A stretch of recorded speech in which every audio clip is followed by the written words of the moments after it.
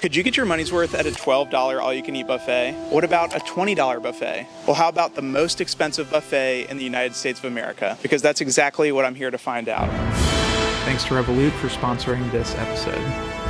I'm not a competitive eater, I'm just a regular guy. So the question is, can the average person profit from a buffet? And by profit, I mean eat an amount of food that exceeds the price of the buffet in value. Because I don't know about you, but whenever I go to a buffet, in the back of my mind, I'm like, I want to get my money's worth. As I mentioned, my final boss will be the most expensive buffet in the US. But I feel like I need to warm up, so I'm going to start on easy mode and work my way up to expert. Now, if you've seen the channel before, you've seen me compete on this level time and time again. At a CC's Pizza buffet, at a KFC buffet, and most recently at a Pizza Hut buffet. Each of those buffets falls in the $8 to $15 range, and I feel like it's not too difficult to eat $15 worth of food. But today I'm breaking into a food category I love but haven't featured on the channel yet, and that's the local all-you-can-eat Chinese food buffet. So allow me to introduce you to the Hibachi Grill and Supreme Buffet in Charlottesville, Virginia. I haven't been to this location since I graduated from college a decade ago, and I was under the impression that the price would surely be up in the $15 to $20 range. But upon arrival, I was pleasantly surprised to discover that an adult lunch buffet only costs $11.99. That's amazing. All right, quick overview of the buffet here. You've got 7 different buffet lines. One of those is for salad, fruit, and condiments. One is for desserts, and the rest feature a combination of different foods, including but not limited to meats, vegetables, noodles, soup, pizza, and wings. And then there's also a sushi section, and over here is the hibachi section where you fill your plate and then they'll cook it for you on the flat top. And I know you might be thinking, dang, a hibachi grill and sushi at a buffet? There's gotta be an extra charge for that. But let me tell you, you could not be more wrong. There's also a cooler over here by the dessert line that has various ice cream novelties, but you do have to eat those here, otherwise you gotta pay $1.5 each. I ordered a drink at each of the buffets in this episode, like here I got a Diet Pepsi, and that's just because I enjoy soda, but I do want to acknowledge that drinks are super high margin. They fill you up, and I'm guessing that's where cheap buffets are making back a good chunk of their money. So since the drink cost $2.99, I'm gonna consider that basically pure profit for the restaurant, which means I'll be starting from a deficit. All right, let's talk strategy. In general, I'm gonna try to stay away from foods that are cheap but fill you up, so like breads, soups, and salads. At this buffet, I might also throw in vegetables and rice into that category. For the most part, I'm going to focus on higher value items like meat or options that I know are outliers in terms of value. Although I am going to go against that philosophy almost immediately here, because for my first plate, I basically wanted to recreate a General Tso's lunch platter. And I did that for 2 reasons. Number 1, I felt reasonably confident that I would make my money back here, so I was just trying to enjoy myself. And 2, I knew that it would be super simple to price out. And to price things out and figure out whether or not I was able to profit from these buffets, I'm going to be using what the price would be if you were to order these items a la carte from a comparably priced restaurant in the same area. So for example, with this first plate, if you were to order the General Tso's lunch combo from my local Chinese place, it would be $8.95. All right, for my second plate, I went straight to the sushi bar and filled my plate up with 8 pieces. These are going to vary in value based on what's inside, but the average price of a roll at my local place is $7. I was confused why there weren't chopsticks on the table and ate the first couple of these with my fingers, which just felt wrong, but then I went back and found that there were some chopsticks closer to the sushi itself. By the way, in previous buffet videos, I've seen comments about me getting a new plate each time, but it's like, dog, that is rule number 1 at every buffet I've ever been to. Rule number 2, of course, is to only take what you're gonna eat. Rule number 3 is safety first. For my third plate, I went to the hibachi bar and filled my plate with some rice, some veggies, shrimp, beef, and some crab meat. I also grabbed a cup of yum yum sauce. And this was all really good. Not quite as good as a full-on hibachi place, like where they'll cook it in front of you teppanyaki style, with the onion volcano and everything, but I do think the yum yum sauce really tied it all together. After plate 3, I realized I'd only been there for about 25 minutes, so I took a short break just to pace myself a little bit. And looking around, I realized there were a decent number of guys just in there on their lunch break by themselves, and I gotta respect that move. If there was a buffet like this close to me, it would be really hard not to do that on a weekly basis. Okay, for my fourth plate, I grabbed an assortment of different foods. So I got sweet and sour chicken, meat on a stick, 2 dumplings, 2 clams, and a pickle. While I was working on this plate, I took a quick break to Google how to eat clams. I think I've had these before, but I just didn't want to make a fool of myself in front of everyone at the Hibachi Grill and Supreme Buffet. I was starting to get relatively full, and even though I'm trying to get my money's worth in this episode, I never want to cross the threshold into making myself feel physically ill. So with that in mind, I decided my next plate would be my last and got some dessert. I started over at the salad bar because that's where they had the Jell-O and the bananas with this red sauce. I don't know why, but I feel like a Chinese buffet wouldn't be complete if it didn't have Jell-O and the bananas with red sauce. After that, I made my way over to the dessert bar bar, where I picked up a slice of chocolate cake, what I thought was cheesecake, and this little eclair thing. And finally, I swung by the ice cream cooler where I picked up this chocolate scooter crunch bar. I got this clip of my Jell-O jiggling around, but in a devastating turn of events, I somehow managed not to hit record before eating this entire plate. Here's me realizing that I hadn't been recording. And to add insult to injury, that wasn't even cheesecake. It just looked like cheesecake. So I promise you that I ate it all, but the good news is that you don't even have to take my word for it, because we've been in the black since literally the end of plate 2, so I didn't even need to eat dessert to profit from this buffet. I just wanted to. So safe to say easy mode has been completed. My waitress also gave me a fortune cookie, which I ate along with the dessert while I wasn't recording, but here's what that fortune said. To be courageous is to face adversity with bravery and determination. And I had a feeling I'd be facing some adversity with these buffets at some point. I went ahead and paid my bill, and whether I'm spending money here or abroad, I know I can rest easy thanks to Revolut, who's the sponsor of this episode. Revolut is a global financial app used by more than 70 million customers worldwide, and new users can actually get $40 just by signing up. Look, we all want financial freedom, and Revolut makes that possible. It's really convenient to use that for money management. There's no need to go to a physical branch or do paperwork. But maybe the best part is that Revolut has you covered whether you're spending locally or globally. You can spend in more than 25 different currencies and send or receive money in over 140 countries. You can also exchange currency in the app at competitive rates, and there are actually no foreign exchange fees during market hours. There are 3 plan types available in the US: Standard, Premium, and Metal, and each one gives you different perks when you subscribe. And the Standard plan has no monthly fees. Some paid perks that stuck out to me were emergency medical travel assistance and discounted airport lounge passes. And if you're a non-US citizen living in the US, you can open a Revolut account without a social security number, just a government-issued ID and a valid US visa. You can sign up in minutes and start spending right away with a prepaid debit card and get your paycheck up to 2 days early. So if you're ready to manage your money in a way that works best for you without hidden fees, restrictive banking systems, or unnecessary friction, head to the link in the description to find out more about Revolut. And don't forget that viewers of this channel can get $40 when you sign up. Check them out, and thanks again to Revolut for sponsoring this episode. All right, next we're leveling up to medium difficulty, and for that I was looking for something in the $15 to $25 range. And I landed on a place called the Wood Grill Buffet. From what I can tell, this is a spin-off from a restaurant called Western Sizzlin' Steakhouse, and they're kind of scattered throughout the southeast. There's actually also one of these in Charlottesville, and I also went to that one in college, but tonight I'm at the Harrisonburg, Virginia location. And I would describe this as like a nicer version of Golden Corral. You're probably more familiar with Golden Corral, but since I already went to one in my best and worst buffets video, I figured I'd mix it up a little bit. The price for an adult dinner buffet on a weekend at Wood Grill is $19.99, so I knew I couldn't be messing around like I did at the Hibachi Grill and Supreme Buffet. I definitely need to do a better job of prioritizing valuable items. I got there at 4:50 p.m. and the parking lot was absolutely slammed, but fortunately it was surprisingly big on the inside, so I didn't have to wait for a table. This one has 4 buffet lines in the middle of the room. One is fruit and cold items, one is salad, and the other 2 have various hot foods. There's an island of toppings in the middle, and over here on the right side is where you'll find some sauteed items, carved meat, and a grill section. And that's where I think most of the high value stuff is. And then on the left they've got pizza, dessert, and a few other miscellaneous things like baked potatoes. If you watched the episode where I went to Golden Corral, you may remember that a lot of the items were mislabeled, but here it looked like they didn't even try to label stuff, so they actually avoided the mislabeling problem altogether. The food also seemed a lot higher quality to me than what I got at Golden Corral. Once again, I ordered a drink. This time it was a Diet Dr. Pepper. So to keep things fair, I'll deduct the $2.69 from my profit margin and start in the negative. For my first plate, I grabbed 2 pieces of grilled chicken, 2 shrimps, 2 ribs, 1 piece of steak, and 1 onion ring. I was so excited to dig in that I forgot to get a close-up of the food, but here's one after I had already eaten the ribs. Quality-wise, this was way better than I was expecting. The ribs were good, the chicken was delicious, the steak was well cooked, and by that I mean like cooked appropriately, not necessarily well done. And it wasn't necessarily the fanciest cut of steak I've ever had, but definitely better than the one that I had at Golden Corral. The shrimp was well seasoned. I mean, I'm impressed. For plate 2, I went back and got a fried chicken drumstick, some mac and cheese, another piece of steak. This one was a little bit smaller. What I believe was fried chicken gizzards, but again, no labels. And then a little buffalo sauce on the side. The chicken was really good. And full disclosure, the gizzards might have been liver. I had both liver and gizzards at KFC, and I can't really tell the difference unless I have them side by side. I know I keep saying this, but the steak was just way better than I was expecting. I also just want to shout out Mark and his family for coming up and saying hi before they left. It was really great to meet you guys, so thanks for being so kind. And one thing that you should keep in mind is that I'm doing a lot of this math after the fact. So in the moment, I didn't know for sure that I was already making a profit, but I felt fairly confident. So for plate 3, I took what I'm going to call a victory lap, kind of a just for fun plate. So I got an enchilada, a soft taco, but instead of the ground beef they had, I got a few pieces of steak, and then I added queso and a bunch of other toppings. I also got a chicken wing and 2 more shrimps. Some of you may remember that I've had wings from all 50 states, and one might expect a chicken wing from a buffet buffet to pale in comparison, but I'll just say this was far from the bottom of the list of wings I tried on my quest for the best wings in the United States. And the taco was divine. There's something about being able to add steak and queso and knowing you're not going to pay extra. I think it just makes it taste even better. As I bit into the enchilada, I discovered it was a chicken enchilada, so not as good as the steak taco, but still decent. I was just sitting there thinking to myself, this has been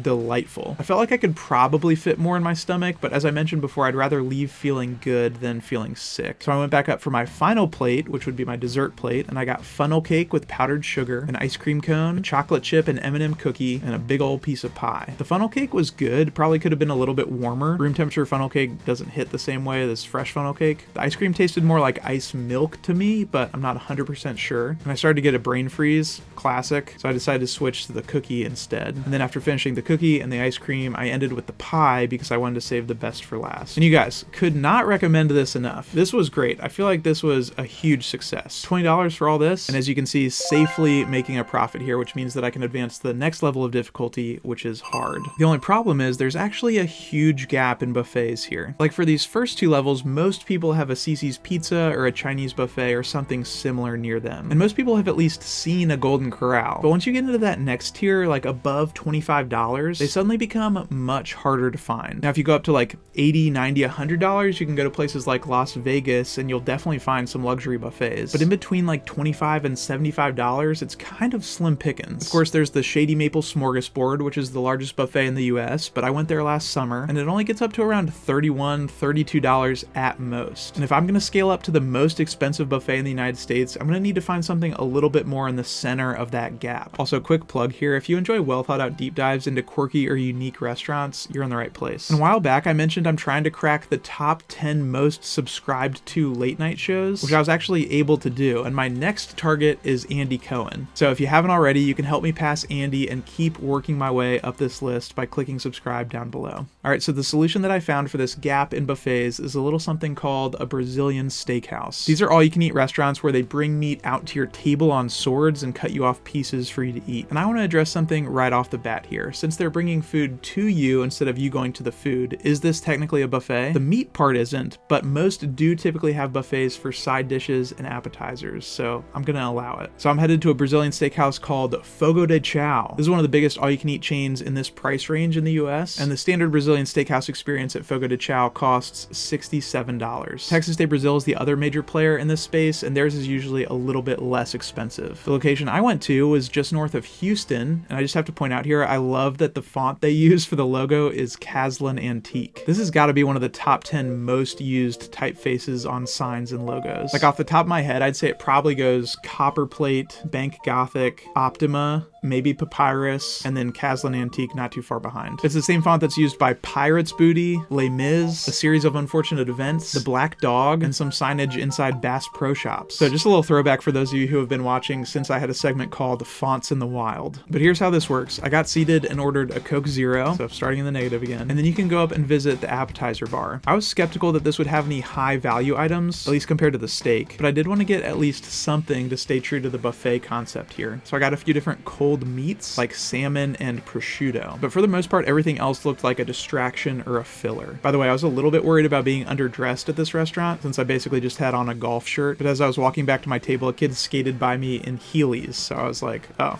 I'm good. I ate those meats, and while you're seated at your table, you have this little card. The green side indicates that you're ready for more meats to be brought to your table, and the red side means you're good. Green means go, red means stop. Beforehand, I had tried to look up what they offered and which meats would be the most valuable. My plan was to turn down the lower quality meats and eat as much as possible of the higher quality meats. This is the list I was working with here, so I was hoping for as much of the filet and the ribeye as possible. The first meat that got brought to my table was the bottom sirloin, and I immediately caved to the pressure of him asking me if I wanted some, so I took a few pieces even though it was not the most high value thing that they offer. My waitress also brought out bread, mashed potatoes, caramelized bananas, and fried polenta. Those are all made with relatively cheap materials, but could potentially fill me up, so my plan was to stay away from most of that. Except for maybe the caramelized bananas, because I know that they can serve as kind of like a palate cleanser between steaks. I was also being careful not to drink too much soda and just accidentally fill my stomach with liquid. One of the sword guys came up and offered me grilled cheese with honey, which was literally like cheese that was grilled, not a grilled cheese sandwich. much. But either way, I had to politely decline. Even though this first meat wasn't at the top of their list quality-wise, it was actually really good. I finished that pretty quickly, and while you're waiting, it's super tempting to eat the bread or the mashed potatoes, or to sip your drinks. I feel like at restaurants, I'm always just like constantly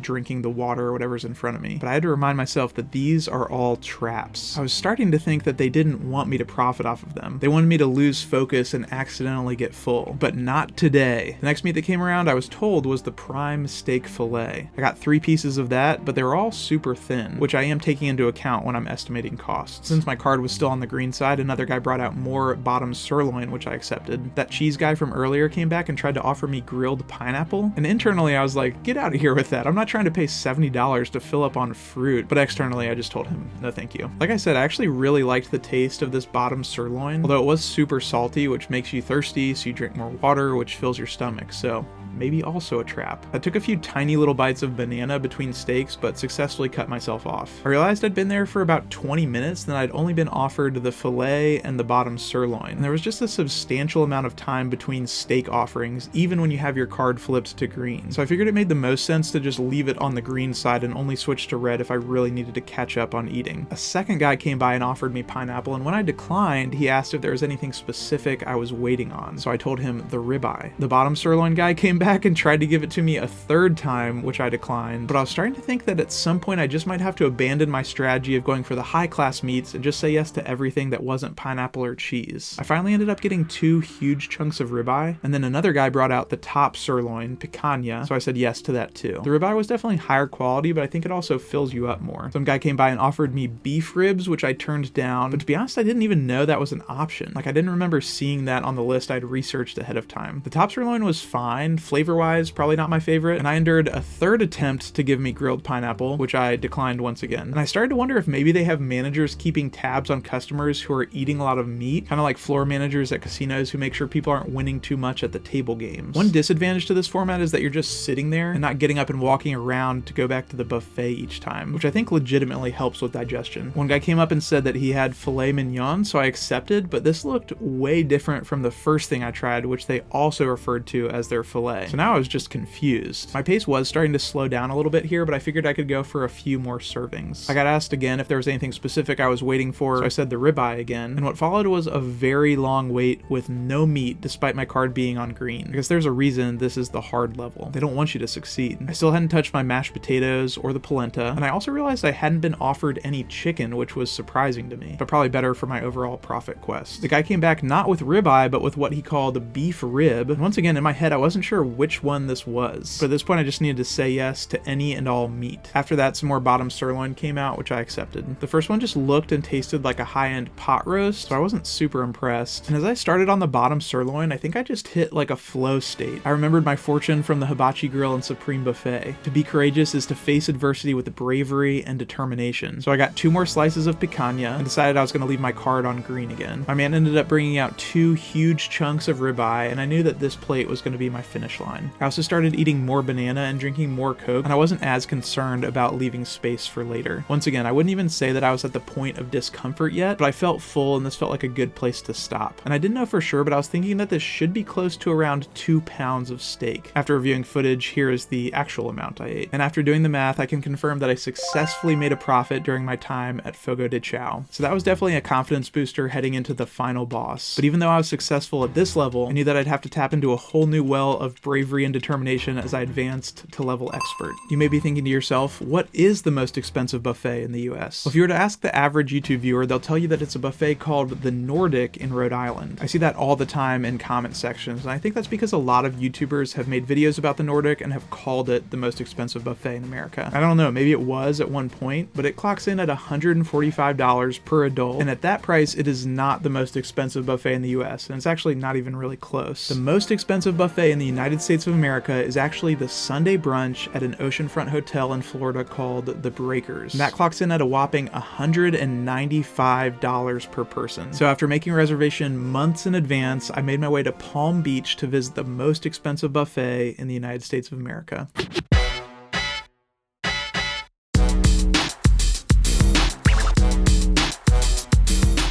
Palm Beach is home to some of the oldest and richest people that have ever existed, and by the looks of it, they all own oceanfront mansions and luxury boats. Not like that, sorry, like this one. So as I mentioned, the buffet itself is at the restaurant inside this hotel called The Breakers, which is crazy nice. I did a quick search and it costs about $1,000 a night to stay there. It's right on the ocean and it's surrounded by a golf course. You also have to valet your car when you get there. So everyone was valeting their Land Rovers and Benzes, and I pulled up to the valet station in my rented Ford Escape. After I got inside, I made my way to the restaurant, which is called The Circle, and this buffet is specifically offered on Sundays. There's a dress code, so I made sure I wore a collared shirt and closed-toed shoes. They specifically say no flip-flops. And let me just say, this was wild. Looking around, I was like, who are you people? I'm kind of doing this ironically for a YouTube video, and you guys are literally eating caviar for brunch on a random Sunday in April. Like, this is some real-world Hunger Games stuff here. I also wondered if any of them could tell that I was not, in fact, a guest at the Breakers and was staying at a Home 2 Suites about an hour away. To put the price into context, the buffet I visited in Las Vegas that's frequently cited as one of the best buffets in America was $91.99. So this buffet will be more than double the price. And if I want to make a profit here, I'm certainly going to have my work cut out for me. From what I read online, the highest value items were going to be their seafood, their prime rib, and the sushi and caviar. So ahead of time, I listed out the items they served, roughly organized by perceived value, so I knew what to prioritize when I got there. I didn't want to mess around with the small stuff. My waiter served me a mimosa, which was included in the price, and briefed me on the setup of the buffet. On the one side, you've got lighter fare like fruit, pastries, and a waffle bar. And even further over there, they've got an omelet and crepe station, and then a few desserts on that side as well. But on the other side, that's where you're going to find your big ticket items. There was some breakfast stuff like eggs Benedict, breakfast potatoes, and bacon. Then they had their carving station with prime rib and ham, and then seafood, where they have Maine lobster tail, Maine lobster claws, jumbo shrimp, and stone crab claws, which are seasonal. If you keep going, there's some stuff down this way like lamb chops, and eventually around the corner you'll find some oysters. And my goal here was to knock out as much value in the first few rounds as possible. So for my first plate, I went straight for the seafood and got a crab claw, a Maine lobster tail, and 2 lobster claws. I also filled up a little ramekin with butter and grabbed something that was labeled as calypso sauce. Also, when I got back to my table, I realized that the water they serve you is straight from a bottle of Saratoga. So I've had lobster in the rough before and caught and boiled my own crabs, but I've never had them in like a fine dining establishment, so I wasn't exactly sure how they wanted me to break the shells without just getting like pretty feral. There was a tiny little fork there, so I did my best to maintain some decorum, but I definitely wasn't about to leave any meat in there. A lot of people forget about the meat in the small part of the lobster claw. At one point, I accidentally hit my butter dish and it got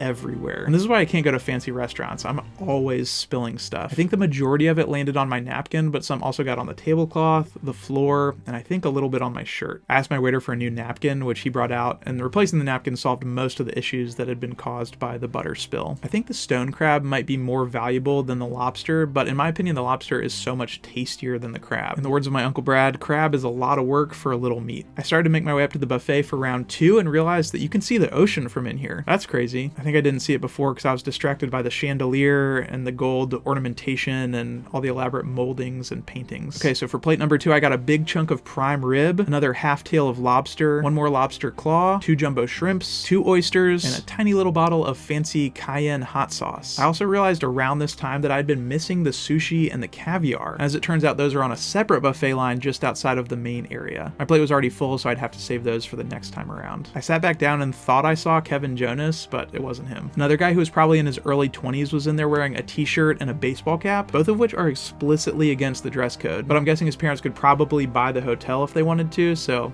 maybe he gets to do whatever he wants. Some other people also had their 8-year-old kids in there watching iPads, and it's like, no shade, but is that kid gonna get his money's worth at this buffet? This kid should be at Denny's. I should be at Denny's. We should all be at Denny's. But I can't lose focus. I was there to defeat this buffet. I forgot to get a shot of this plate until I had eaten some of it, but here's what was left. The prime rib was pretty good. I liked the bites with the crust more because that part was seasoned. After this plate, I took a short break, but then went back to explore this newly discovered section of the buffet. For my third plate, I got 2 little toast triangles and loaded both of them up with caviar, and then filled the rest of my plate with assorted sushi and nigiri. I'm like 99% sure I've never had caviar before, but if you're curious, it's unfertilized fish eggs, specifically sturgeon, and it must be from the caviar region of France. I'm just kidding about that last part. And I'd say that it was fine. It was like super salty, and it feels like something people just say they like because they know it's fancy, but I don't think they actually like it. The chopsticks they had for the sushi were really nice, and I thought about taking them home with me, but I made the rookie mistake of thinking that they had detailed the shrimp on this piece of nigiri and ended up having to pick it out of my mouth. Overall, the sushi was solid. I just knew that they were very rice heavy, which is both cheap and filling. By the way, this whole time I had thought that they were just blasting covers of popular songs, but I discovered that there was a guy playing live music in there. For plate number 4, I got 2 more scoops of caviar because I felt like this was going to have the highest value to space in my stomach ratio. I also got 2 more lobster claws, 2 more lobster tail halves, and I also went and got some fruit just because I wanted to cleanse my palate and mix it up a little bit after all that meat and seafood. This plate went down pretty easily, and I figured that I had 1 or 2 more in me before moving on to dessert. Keep in mind here, don't officially know how much value I've gotten yet because I couldn't waste time sitting there and doing all the math, so I just had to keep eating and hope that I was getting close to the total. For plate number 5, I got 2 more lobster tail halves, 2 more scoops of caviar, 2 more oysters, and a lamb chop. The crazy thing to me was that by this point, I think I'd become numb to how valuable this food was. Like, I almost forgot that I was just eating unlimited Maine lobster. I tried to get as much meat off the lamb chop as I could, but I didn't know if it was appropriate to pick it up. I didn't want to leave meat on the bone though, so I went ahead and picked it up anyway. Oopsies, sorry. I was still feeling fine, so I went up for plate number 6. I was on my way to get more caviar when I saw that some new nigiri just dropped, so I got a piece of that, and then I loaded up on a ton of caviar to really get my money's worth. This time I put the caviar on these little itty bitty pancakes, and then I grabbed 2 more lobster claws. I made my way through that plate and still had some steam, so I decided to go back up for at least 1 more plate. By the way, the guitar guy had played Happy Birthday like 6 times at this point, so I guess maybe people aren't coming here just every weekend, but maybe more so for like special occasions and stuff. For plate number 7, I suspected that I might be getting close to the value of the buffet, so I decided to just have some fun with this one with items that didn't have quite as high of value. So I went over to the build your own crepe station where I got a dulce de leche crepe plus strawberries and raspberries and whipped cream and strawberry sauce. And then I got 3 strips of bacon as a side because it had been killing me to just keep walking past the bacon of this buffet, so it felt good to finally get some of that. And all that was delicious. The crepe was honestly like such a nice change of pace. And believe it or not, I still wasn't feeling too bad, so I decided to make plate number 8 my dessert plate. I got a chocolate chip cookie, chocolate mousse in an edible cup, some New York cheesecake, real cheesecake this time, some creme brulee, and there was also a dessert labeled as bonbons, which I 100% thought was just a silly made-up nickname for desserts, but apparently not, so I got one of those as well. It was getting close to the 2-hour mark, so as I began my dessert, I asked my waiter for a cappuccino, also included, and told him that he could bring the check whenever he was ready. I just want to reiterate here, dessert got me feeling pretty full for sure, but overall I wouldn't describe the way I was feeling as unpleasant. On the bill, there was a 20% service charge included, and I asked my waiter if that went to him, and he said that it gets distributed around to a number of people, including him, so I went ahead and left him an additional $20 in cash as well. Alright, so for the grand total of all the food I ate, once again, keep in mind I had a rough idea of how much I was eating, but it wasn't until I got home and did the math that I could confirm whether or not I made a profit. And after running the numbers, I'm proud to say that I did in fact take down the most expensive buffet in America. I'm gonna be honest, this number is way higher than I was expecting it to be, but I promise I did my due diligence with estimating comparable prices. And if you want, you can go in the description and find the Google Doc where I did all the math and check my work. This was a wild experience, especially that last buffet, and I honestly felt kind of out of place being there. So as I've done in the past, I totaled up the amount I spent on food in this episode and made an equivalent donation to Feeding America. I know that this episode doesn't depict a normal amount of food, and I don't want to normalize eating until you feel sick or habits like binge eating. So if you're watching this and struggle with your relationship with food, I have some resources linked at the bottom of the description that you're welcome to check out if those might be helpful for you. I also just want to say that I have no problem profiting off of a place like the Breakers, but I want to support smaller businesses like the Hibachi Grill and the Wood Grill Buffet. So I made sure to tip especially well at those locations, and the good news for places like that is that on average, people are eating less than the price of the buffet. It's kind of how their whole business model works. And even though I technically profited by my definition, the prices these restaurants are able to get from their food suppliers are significantly lower than the a la carte prices I was using to price these out. So I feel confident that despite me feeling like I got my money's worth, these restaurants have high enough margins that they're still going to stay afloat. The next episode you'll see on the channel is the 4th installment of the Fast Food Gauntlet, and I just want to say thank you so much to everyone who came out to the premiere this past weekend. I'm so excited for the rest of you guys to see it when it comes out on YouTube in a couple weeks. But until then, just remember that even when it doesn't feel like it, it's going to be okay.